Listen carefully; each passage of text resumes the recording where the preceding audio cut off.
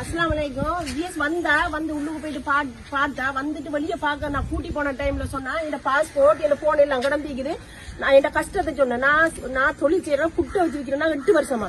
அப்ப பாத்துட்டு சொன்னா, அக்கா நீங்க ஏன் இந்த பாஸ்போர்ட் போன எடுத்து? நான் சொன்னேன் வீட்டுல ஆம்பளை இல்ல, நான் தனியா தாங்கிக்கிறேன், எனக்கு யாரும் இல்லை, எனக்கு எல்லாத்தையும் காப்பாத்துற அளவுக்கு இல்ல.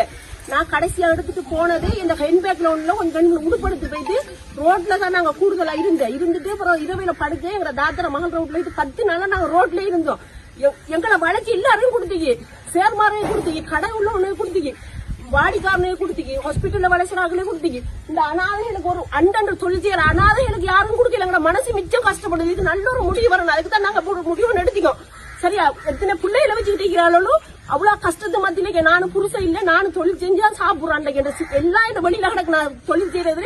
எனக்கு கால் கூட எனக்கு வாதம்னு சொல்றாங்க, மூட்டு வாதம். நான் மட்டக்களப்பு ஹாஸ்பிட்டலுக்கு போறேன். பல தடவை நான் ஜிஎஸ்சி கால் பண்ணி நான் கெஞ்சிருக்கிறேன். நான் ஃப்ரீடம் ஹியூமன் ரைட்ஸ்ல வேலை செய்யறேன். அப்படி கூடிய மேடம் கூட கதைச்சிக்கிறா, பாவம் அவருக்கு போட்டு கொடுங்க. அவ போட்டே தான் அவ சொல்லிக்கிறான். என் தங்கச்சி எடுத்து பேசிக்கிறா, அவருக்கு சொல்லிக்கிறா நீ போறதப்போ நான் மக்கியத்தை பாருங்க. எங்களுக்கு இதுக்கு நல்ல ஒரு முடிவு ஒண்ணு வரணும். இந்த மக்களுக்காக நான் போராடுறேன். இந்த மக்களுக்கு நல்ல ஒரு முடிவு வரணும். இன்ஷால்லா. இந்த இருக்கிறாரு, இவருக்கு கால்கை ஏலாது. இந்த இருக்கிறாரு, இவருக்கு கால்கை ஏலாது, இவருக்கு நடக்க ஏலாது. இவரு கூட ஒரு காசு ஒரு 50,000 போட இல்ல. இந்த வீட்டை பாருங்க எப்படியான நிலைமையில இருக்கிறேன்னு சொல்லி. எங்களுக்கு நல்ல ஒரு முடிவு இன்ஷால்லா வரணும். அதுதான் நாங்க சேர கூட பேசுறோம். எங்களுக்கு நல்ல ஒரு முடிவு இன்ஷால்லா வரும். நாங்க எதிர்பார்த்துக்கிட்டு இருக்கிறோம் இன்ஷால்லா. நிச்சயமாக இந்த காணொலி மூலமாக இவர்களுக்கு விடிவு கிடைக்கும். இவர்களுக்கான 50,000 ரூபாய் கிடைக்கும் வரை நாங்கள் போராடுவோம்.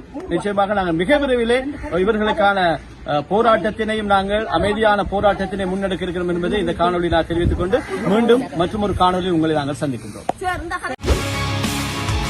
செய்திகளை உடனுக்குடன் தெரிந்து கொள்ள உடனே சப்ஸ்கிரைப் பண்ணுங்க.